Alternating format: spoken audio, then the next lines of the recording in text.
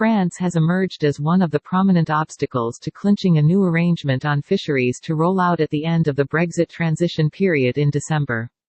President Emmanuel Macron has insisted he will not allow a British decision to severely affect the livelihoods of French fishing fleets. Olivier Lepretre, the president of the Fishermen's Union Northern France, warned European Union fishermen could retaliate against British vessels and stop UK fish from being sold on the EU market. Brexit negotiations thrown into chaos as talks suspended after positive coronavirus case asked whether France could retaliate if vessels are kept out. Mr. Lepretre laughed as he said, "If French fishermen can't go into UK waters, we'll be in a complicated situation. Because their catch goes to be sold here and fishermen here say they won't allow British fish to be sold on the European market." Xavier Leduc, whose trawler Klondike operates out of one of France's biggest fishing ports in Boulogne-sur-Mer, said, 100% of his fishing is done in British waters.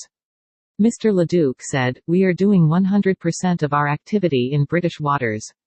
British fishermen also need to have access to the European market and European fishermen need to keep their fishing rights." Merchants Union boss George Thomas also dismissed talks about the distinction between fish caught in British waters and fish living around the French coast. Mr. Thomas said, "Fish is reproducing on the French coast and then it moves into deeper water and British waters are deeper. So they move up there. So, really, there's no such thing as French or British fish." Talks between the UK and the EU have continued despite both sides so far refusing to budge on their red lines.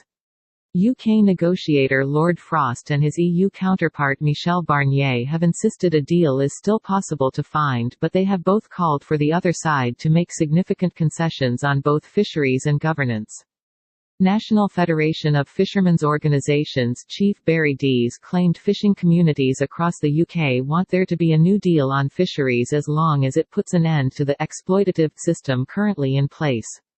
Mr. Dees insisted the UK has been at a disadvantage when it comes to fishing since the country first joined the European Union in 1973. He said, "From our point of view, we have to move away from this asymmetric, exploitative arrangement that was fixed in the 1970s, reinforced in the 1983 quota share agreements and has worked to the UK's systematic disadvantage ever since. I think everybody will be worse off with no deal. A trade deal works for everybody. There are member states that are very vulnerable to a no deal as well as the UK. It's the EU that made the artificial linkage between trade and fisheries." Mr. Dees added, "My belief is there will be a deal, but that deal has to recognise that things have changed. Under international law, the UK will be an independent coastal state.